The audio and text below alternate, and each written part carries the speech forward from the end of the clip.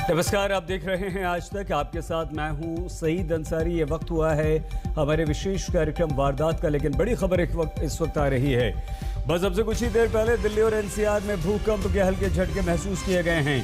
भूकंप की तीव्रता करीब 3.7 थी। भूकंप का केंद्र हरियाणा के झज्जर में था और लगभग 10:30 बजे ये भूकंप के झटके महसूस किए गए हैं। इस भूकंप की गहराई जो थी वो धरती से 5 किलोमीटर नीचे बताई जा रही है। हालांकि जान-माल के किसी नुकसान की कोई खबर नहीं है। ये हल्के झटके थे, तीव्रता 3.7 की इसकी थी और ये झटके जो थे वो दिल्ली और एनसीआर में महसूस किए गए हैं। यानी कि दिल्ली के साथ साथ हरियाणा के कुछ हिस्सों में, फरीदाबाद में, नोएडा, गाजियाबाद तक ये झटके महसूस किए गए हैं और पूरे दिल्ली एनसीआर में लोगों ने इन झटकों को महसूस किया है। लेकिन क्योंकि तीव्रता काफी कम थी, 3.7 की तीव्रता वाला ये भूकंप था।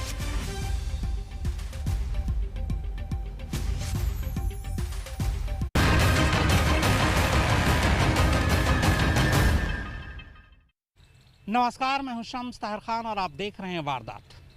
ये कहानी है एक प्राइवेट एयरलाइंस में एयर होस्टेस रोजी और उसके भतीजे सैम्बल संगमा की। दोनों नागालैंड के रहने वाले थे, लेकिन दिल्ली में नौकरी किया करते थे। एक रोज़ अचानक रोजी की तबीयत बिगड़ जाती है। उसे गुरुग्राम के एक अस्पताल के आईसीयू में भर्ती किया जाता है।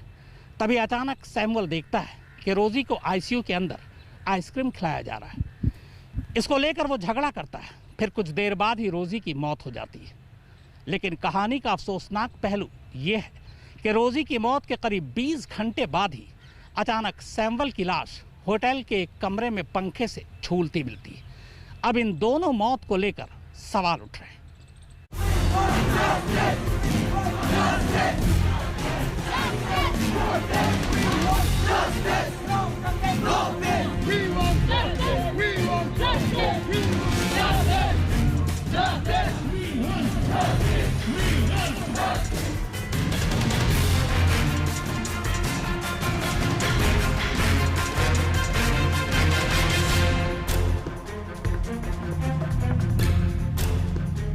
आप डॉक्टर हो कैसे करेगा? This is private company. This is private. Yeah. Okay. मारेगा? मारेगा।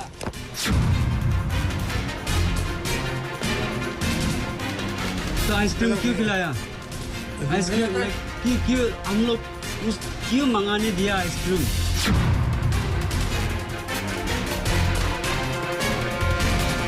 अब बोला आइसक्रीम ऑरेंज खिलाने से कोई बात नहीं ना, सफेद खिलाने से कोई बात नहीं।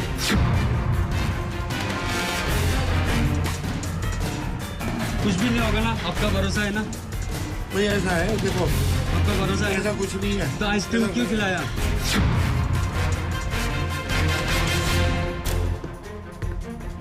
आप डॉक्टर हो कैसे करेगा? This is private company. This is private. Yeah. Okay. मारेगा? मारेगा। आइसक्रीम उसने खाई तो आप भी मौके पर थे और आपने वो एक जो कोई वीडियो बना रहा था सैमुअल, उस पर भी आपने हाथ मारा। ऐसा वीडियो बनाने का चक्कर में लड़के को असॉल्ट करने की भी कोशिश कर रहे हो। एक डॉक्टर हो के उनका पर असॉल्ट कर रहे हो, मार रहे हो। ऐसी बात नहीं है, वो वीडियो हमने देखा है, वो वीडियो एडिट करा दिया।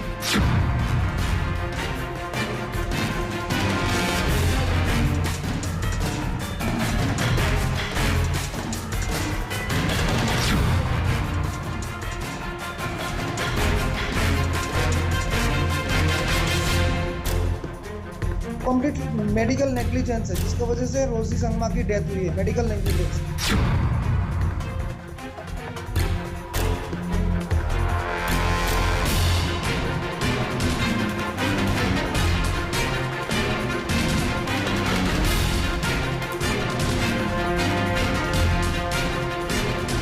बात 23 जून की रात की है। एक प्राइवेट एयरलाइंस में एयर होस्टेस 29 साल की रोजी संगमा की तबीयत अचानक बिगड़ जाती है। रोजी का भाई अल्बर्टो और भतीजा सैमुअल संगमा रात को ही उसे गुरुग्राम के प्राइवेट अस्पताल लेकर भागते। रोजी के बाएं हाथ और पैर में तेज दर्द था, साथ ही ब्लीडिंग भी हो रही थी। सुबह तक रोजी की तबीयत कुछ संभलती है तो अल्बर्टो और सैमुअल उसे गुरुग्राम के ही एक दूसरे अस्पताल में ले जाते हैं। गुरुग्राम के सेक्टर 10 में मौजूद इस प्राइवेट अल्फा अस्पताल के आईसीयू में रोजी को भर्ती करा दिया जाता है। सुबह करीब 6 बजे। सुबह 10 बजे तक रोजी की तबीयत थोड़ी संभलने लगती है। इसी दौरान अचानक रोजी का भाई देखता है कि आईसीयू के अंदर ही डॉक्टर और अटेंडेंट रोजी को आइसक्रीम खिला रहे हैं। आईसीयू में बाहर का खाना पीना नहीं लाया जाता। रोजी की तबीयत अब भी खराब थी। उसे आइसक्रीम खिलाते देख रोजी के भाई और भतीजे को गुस्सा आ गया। इसी दौरान सैमुअल ने अपने मोबाइल में ये पूरा वाकया रिकॉर्ड कर लिया। इसमें वो साफ साफ पूछ रहा है कि रोजी को आइसक्रीम क्यों दी गई। कुछ भी नहीं होगा ना, आपका भरोसा है ना? भाई ऐसा है, देखो आपका भरोसा है? ऐसा कुछ नहीं है। तो आइसक्रीम क्यों खिलाया? आइसक्रीम क्यों हम लोग उस क्यों मंगाने दिया आइसक्रीम? आइसक्रीम ऑरेंज क्यों नहीं खिलाते? आप बोला आइसक्रीम ऑरेंज खिलाने से कोई बात नहीं है ना, सफेद खिलाने से कोई बात नहीं है। Wait. Last time I'm saying ice cream is not the matter. Ma'am तो आइसक्रीम पीने के बाद ही ऐसा हुआ तो है ना? नहीं है, मैं मानती हूँ, लेकिन हमें नहीं पता कि वो पहले से कुछ खाती है या नहीं कुछ खाती। नहीं खाते। बदनाम मत दो, चेक कर लो। आपका प्रॉब्लम है ये। एक महिला स्टाफ के हाथ में शायद रोजी की बीमारी और इलाज का नुस्खा है। सैमुअल बार बार उससे इस नुस्खे या पर्ची को दिखाने की बात कर रहा है ताकि वो जान सके कि रोजी को क्या हुआ और उसका क्या इलाज चल रहा है, मगर महिला स्टाफ उसे ये पर्ची नहीं दिखाती। ये पेपर देना, ये पेपर दिखाना, ये मेरा है। दिखाना ऐसे नहीं, मैं हाथ नहीं छूंगा ऐसे नहीं, ऐसे दिखाना। ये मेरा है। देख, can you show me please? It's recording, it's on recording. I know, Just that's verify mine. it. No problem, just verify it. I'm just taking from there. Just show me the name first, please. Nothing else. For what? Paper is there. For Your what? paper is there. Can you please show me that paper? That's For it. what? But why? Why? Can you please show me? It's simple. वो इसकी That's why photocopy I'm करो। asking why. See, she's इसकी not. Photocopy करो। She's not showing me that paper. I don't know But why. I'm showing everything. Can In you my show me? hand. Yeah. Don't worry. Face photocopy करो। She's not showing me the paper. Samuel का mobile अब भी चालू है। उसके इस recording को देखकर इन डॉक्टर साहब को भी गुस्सा आ रहा है। उन्हें गुस्से में देख सैमुअल डॉक्टर को डॉक्टरी पेशे के उसूल भी लगातार बताता जा रहा है। नहीं, यहाँ पे दो। नहीं, हम यहीं पर ऐसे मत करो, ऐसे मत करो, रिकॉर्डिंग में है। Tension Why are you not giving me मेरे the पास paper? recording है, लो। ऐसे क्यों घुसा रहा है? ठीक है। आप डॉक्टर हो कैसे करेगा? इस प्राइवेट प्रॉपर्टी। सैमुअल अभी ये कह ही रहा था कि क्या डॉक्टर उसे मारेगा। इतनी देर में अचानक कैमरे पर डॉक्टर का पूरा हाथ घूम जाता है, तस्वीरें हिल जाती है। इससे ये पता नहीं चलता कि डॉक्टर का यह हाथ सैमुअल के लिए था या फिर सैमुअल के मोबाइल के लिए। मारेगा? हाँ, मारेगा। मारेगा। डॉक्टर मारेगा। डॉक्टर है ना, डॉक्टर होके मारेगा आदमी को। डॉक्टर होके मारेगा, डॉक्टर होके मारेगा आदमी को। Needed for you. चलो।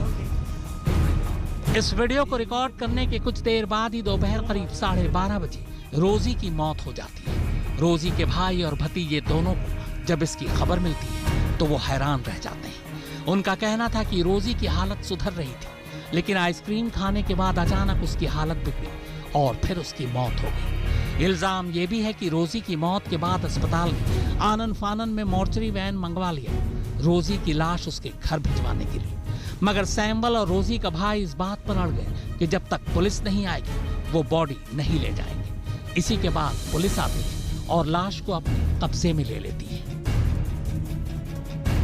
रोजी की मौत के बाद सैमुअल अस्पताल में शूट किए वीडियो को सोशल मीडिया पर डाल देता है। साथ ही नॉर्थ ईस्ट के अलग अलग स्टूडेंट्स यूनियन को भी टैग कर देता है। सैमुअल का इल्जाम था कि रोजी की मौत अस्पताल की लापरवाही से हुई है और वो रोजी को इंसाफ दिलाकर रहेगा।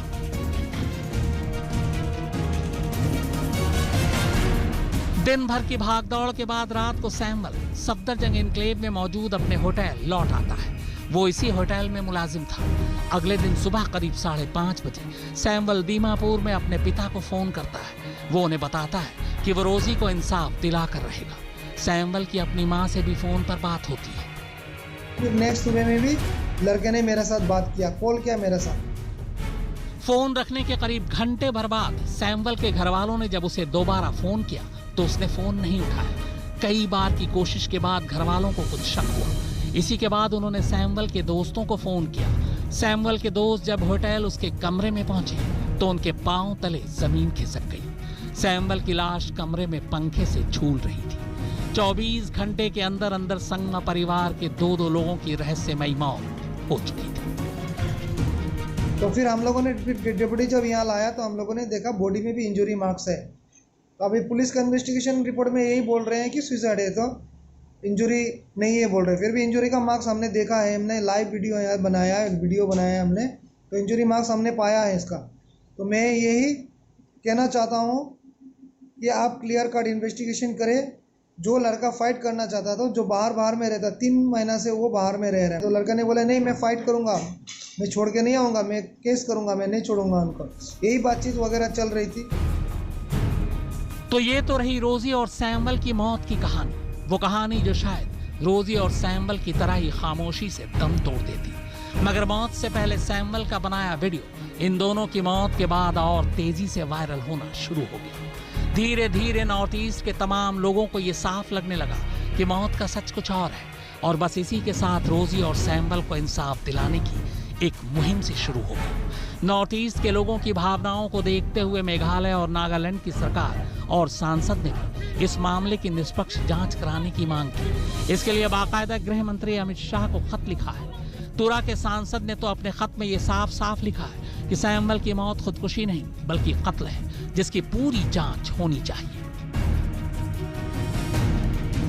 मामला तूल पकड़ते देख अब इस मामले की जांच के लिए गुरुग्राम पुलिस ने बाकायदा SIT बना दी है। इसके अलावा दिल्ली पुलिस इस मामले में अलग से जांच कर रही है। फिलहाल रोजी और सैम्बल दोनों की पोस्टमार्टम रिपोर्ट आ चुकी है और पुलिस उस पर एक्सपर्ट्स की राय ले रही है। हालांकि शुरुआती पोस्टमार्टम रिपोर्ट के मुताबिक पुलिस का कहना है कि सैम्बल की मौत दम घुटने की वजह से हुई है, लेकिन सैम्बल के पिता का इल्जाम है कि जब उसकी लाश दिल्ली से दीमापुर पहुंची तब उन्होंने पाया कि उसके पूरे शरीर पर चोट के अनगिनत निशान हैं। एक दांत टूटा हुआ है, होंठ पे भी चोट के निशान है। सैम्बल के पिता का कहना है कि खुदकुशी करने वाला शख्स खुदकुशी से पहले इस तरह से खुद को चोट नहीं पहुंचा सकता।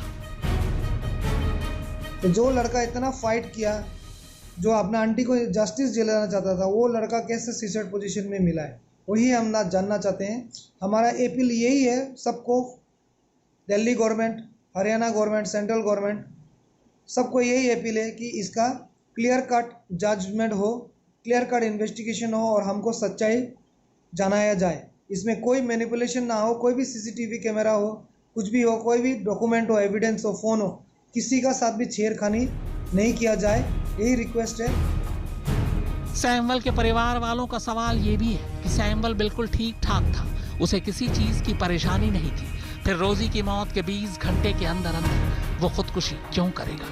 उन्हें दूर दूर तक इसकी कोई वजह नजर नहीं आती। घर वालों को शक है कि सैम्बल की मौत के तार कहीं न कहीं रोजी की मौत से जुड़ा है। अब ये तो रही सैम्बल के घर वालों की बातें, पर सबसे बड़ा सवाल ये है कि ICU के अंदर रोजी को आइसक्रीम क्यों दी गई? क्या अस्पताल ने रोजी का इलाज ठीक से नहीं किया?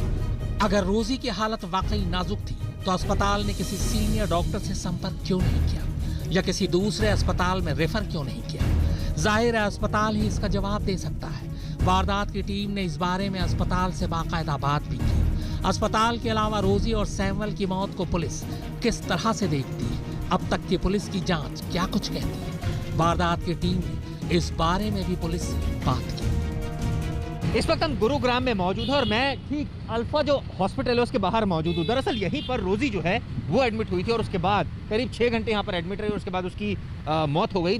हालांकि इस मामले की जांच दिल्ली पुलिस कर रही है, क्योंकि जो कापासेड़ा इलाके के बिजवासन में रहने वाली थी वो यहाँ पर लेकर आए थे जो उसके परिवारजन थे, और यहाँ पर तकरीबन 6 घंटे वो रही और उसके बाद उसकी यहाँ पर मौत हो गई।